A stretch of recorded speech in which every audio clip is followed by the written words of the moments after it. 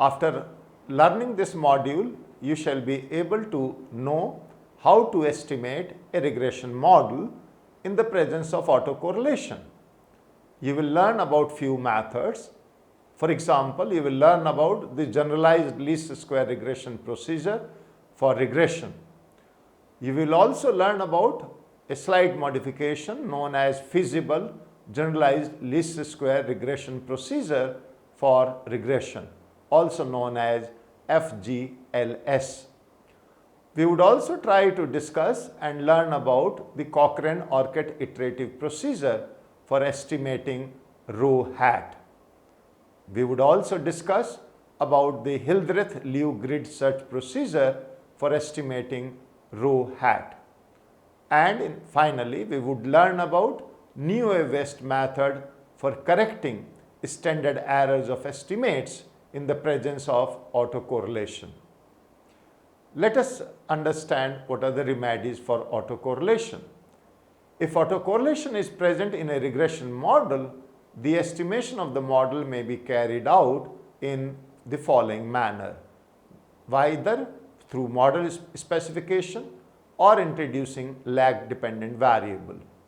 The omitted variables case is if one suspects that the autocorrelation may be due to omitted variables, then one may test for omitted variables using Ramsey's reset test or any other appropriate test and specify the model appropriately by including suitable regressors and functional forms. Let us understand the misspecified dynamics. Sometimes the dependent variable is a function of lagged values of y and x. We can specify the following dynamic model in that case, which is that yt is equal to beta 1 yt minus 1 plus beta 2 xt plus beta 3 xt minus 1 plus epsilon t. And we can say that modulus beta 1 is less than 1.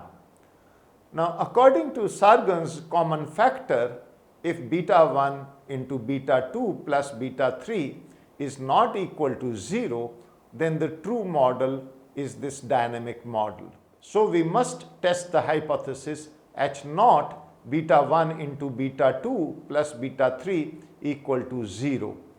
If this hypothesis is rejected, then the true model is a dynamic model and we should introduce lag dependent variables in the model. We know that in the regression model, yi is equal to beta 1 plus beta 2 x2i plus so on up to beta k xki plus ui. One of the assumptions of the classical linear regression model is that conditional on x, the successive error terms are independently distributed. The above assumption implies, as you all perhaps would know, that covariance between ui and uj is equal to expected value of ui uj equal to 0 for all I not equal to j.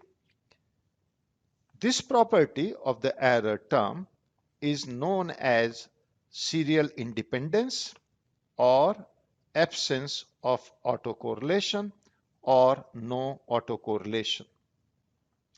Autocorrelation, also known as serial correlation, is said to be present in a regression model when this assumption is violated.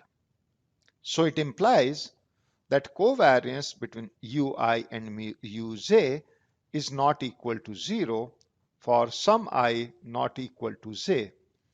And similarly, we say expected value of ui uj is not equal to 0 for I not equal to j. In an intuitive sense, it means when no autocorrelation is present, the magnitude and sign of the error term for some observation should not influence the sign and magnitude of the error term in the adjacent observation or observations. This implicitly implies that the different observations in a data set are unrelated to each other. presence of autocorrelation, on the other hand, implies that the various observations are correlated to each other. So, the observations in the data set may not only be treated as data points, but also as predictors for the subsequent observations. So I'm sure you understand that the presence of autocorrelation is troublesome in regression analysis because it reduces the number of independent observations in the data set, compounding the process of statistical inference. So we apply tests to find out if autocorrelation is present or not. And I'm sure you know that some of the important tests are Durbin-Watson test, Durbin's H test, Durbin's M test, Bush-Godfrey test, and Box-Pierce Q test, which I'm sure most of us are familiar with. The question now is that once we are sure that there is autocorrelation in the data series based on these tests, we have to then use alternative methods to estimate the coefficients. We would now try to learn some of these alternative methods. So what are the methods? The first and the most important one is known as GLS, or is Generalized Least Squares Regression method. In this method, if autocorrelation is present, despite correct specification of the model, then this GLS regression method should be used. GLS regression method is a very useful method of regression where the regression model is so modified that it fulfills the assumptions of the classical linear regression model, or known as CLRM, and OLS regression procedure may be used for estimating it. Therefore, the GLS procedure is applicable only when rho is known. So if the regression model is that yt is equal to beta 1 plus beta 2 xt plus ut, which we can redefine as our equation 1, such that ut is equal to rho ut minus 1 plus epsilon t, and rho is greater than minus 1 and less than 1, let's define it as equation 2. This method exploits the fact that the covariance matrix of the error term ut can be obtained in terms of the autocorrelation coefficient and variance of epsilon t. We have the generalized difference equation method, or also known as Cochrane-Orcutt method. From equation 1, we can write the following relationship which will also hold true, and that is that yt minus 1 is equal to beta 1 plus beta 2 xt minus 1 plus ut minus 1. We can write this as our third equation, where t subscript is changed to t minus 1. We can multiply this equation 3 with rho and obtain the following relationship. That is, rho yt minus 1 is equal to rho beta 1 plus rho beta 2 xt minus 1 plus rho ut minus 1. This is equation 4. Now subtracting this equation 4 from equation 1 yields the following equation, and it is that yt minus rho yt minus 1 is equal to beta 1 minus rho beta 1 plus beta 2 xt minus rho beta 2 xt minus 1 plus ut minus rho ut minus 1. Let's define this as equation 5. This equation 5 can be written as yt star is equal to beta 1 star plus beta 2 star into xt star plus epsilon t, and define it as equation 6. In this equation 6, we can observe that yt star is equal to yt minus rho yt minus 1, beta 1 star is equal to beta 1 minus rho beta 1, beta 2 star is equal to beta 2, xt star is equal to xt minus rho xt minus 1, and epsilon t is equal to ut minus rho ut minus 1. The error term epsilon t in this equation 6 is supposed to satisfy the assumptions of the classical linear regression model. Hence, equation 6 can be estimated by the usual OLS procedure. Limitations. Let us understand the limitations of this method. The first limitation is that this method is suitable when the disturbance follows AR1 scheme. Otherwise, it compounds the errors of estimation. The second limitation is that the method can be applied only if X is not endogenous, which means the model does not include lagged dependent variables. Prais-Winsten transformation. In carrying out the above differencing, the first observation is lost. When the number of observations is large, it does not matter. But if the number of observations is less, the OLS regressors in equation 6 are not blue, that is, best linear unbiased estimators. So what do we do? What is the solution? The problem is rectified when the first observation on X and Y is transformed as y1 into under root 1 minus rho square and x1 into under root of 1 minus rho square. After introducing the first observations, the estimates of OLS regressors obtained are blue. Feasible GLS or feasible generalized least square regressions. FGLS procedure is used when the coefficient of first order autocorrelation rho is not known and the value of estimated rho, that is rho hat, is used in its place in estimating the difference equation 6. The first difference method.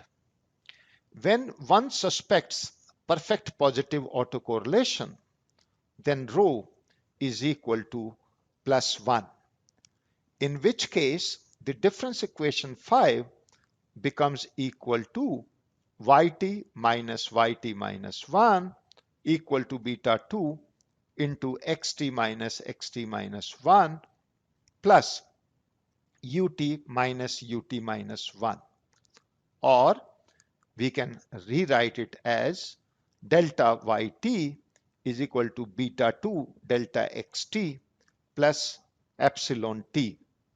We denote this equation as the seventh equation, where in this equation you can observe that delta is defined as the first difference operator. Now this equation may be estimated using the OLS regression model because the disturbance term, which is epsilon t, satisfies the classical linear regression model assumptions. So this method may be used when one suspects a very high value of rho or the value of Durbin-Watson D statistics is very low. Some observations about the first difference model may be made here. First is, this is a regression without intercept. The second observation is that if rho is equal to plus 1, then the underlying series is non-stationary, but the first difference series is stationary. The third is that this method is suitable only if rho is very high or close to plus 1. To test for rho equal to plus 1, Burnett-Webb test may be used. Test statistics is defined as Z is equal to sigma epsilon t hat square, where sigma is from 2 to n, divided by sigma et square, where sigma is from 1 to n. E is the estimator of U in the original model, and epsilon hat is the estimator of epsilon in the first difference model. The hypothesis in this test is that rho is equal to plus 1, that is our H naught, and H1 is that rho is equal to 0. If the calculated value of G lies below the lower limit of D, we do not reject H naught, that is rho is equal to plus 1. Computing P using DWD statistic. Since we know rho hat is approximately equal to 1 minus D by 2, for large samples, we can use this estimated value of rho to transform data and run the regression on generalized difference equation 6. A modification was made by Theil and Nagar. They said for small samples it is not suitable to use Durbin-Watson statistics to compute rho hat. A modification has been proposed by Theil and Nagar for computing rho hat. Rho hat approximately is defined to be equal to n square into 1 minus d by 2 plus k square upon n square minus k square, where n is the sample size and d is the DW statistics and k is the number of estimated coefficients. This value of rho hat may be used for estimating the generalized difference equation. Cochrane-Orcutt iterative method of estimating rho. Iterative method entails starting with an initial value of rho hat and finding the value of rho hat through successive approximations. Steps involved in the procedure are, so the first step is estimate the regression and obtain residuals. Step 2, estimate rho hat by regressing the residuals to its lagged terms. Note in this case that this regression does not have an intercept term because the sum of the residuals is 0, making the intercept equal to 0. Now the third step is transform the original variables using the rho hat obtained from step 2 as follows. We can have yt star equal to yt minus rho hat yt minus 1. Similarly, beta 1 star is equal to beta 1 minus rho hat beta 1. Beta 2 star is equal to beta, and xt star is equal to xt minus rho hat into xt minus 1. Epsilon t is equal to ut minus rho hat ut minus 1. Step 4. Run the regression again with the transformed variables and obtain residuals. So yt star is equal to beta 1 star plus beta 2 star xt star plus epsilon t. Step 5 and so on. Continue repeating steps 2 to 4 for several rounds until the iterations converge, which means the estimates of autocorrelation coefficient rho hat from two successive iterations differ by no more than some pre-selected small value such as 0.001. Slide 19. Hidreth-Liu grid search procedure. This method entails finding the value of rho hat using a grid search procedure. The steps involved in the tests are: Step 1. Calculate different values of yt star and xt star as defined in equation 6 for different values of rho at interval of 0.1 in the range of rho greater than equal to -1 to less than equal to 1. Step 2. Run the regression yt star is equal to beta 1 star plus beta 2 star xt star plus epsilon t. Step 3. Calculate RSS, which is residual sum of the squares, for each regression and choose the value of rho for which this RSS is minimum. Step 4. Repeat the procedure for small intervals of rho around the value of rho obtained in step 3. Step 5. Choose the value of rho for which n by 2 log RSS as a function of rho minus half log 1 minus rho square is minimum. It may be pointed out though that the FGLS estimators are not unbiased, but they are asymptotically more efficient than the OLS estimators of an AR1 model.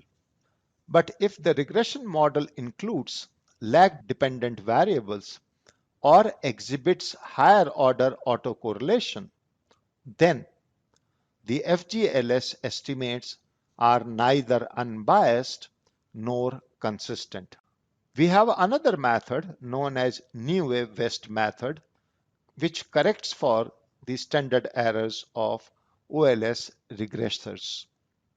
When the exact form of autocorrelation is not known, or when the independent variables in the regression model are not exogenous, then it is better to estimate the model by the usual OLS procedure, but correct the standard errors of the estimates for different forms of autocorrelation. In the absence of autocorrelation, we know OLS estimates of variance on any coefficient is variance of beta hat, which is equal to sigma u hat square upon n into variance of x.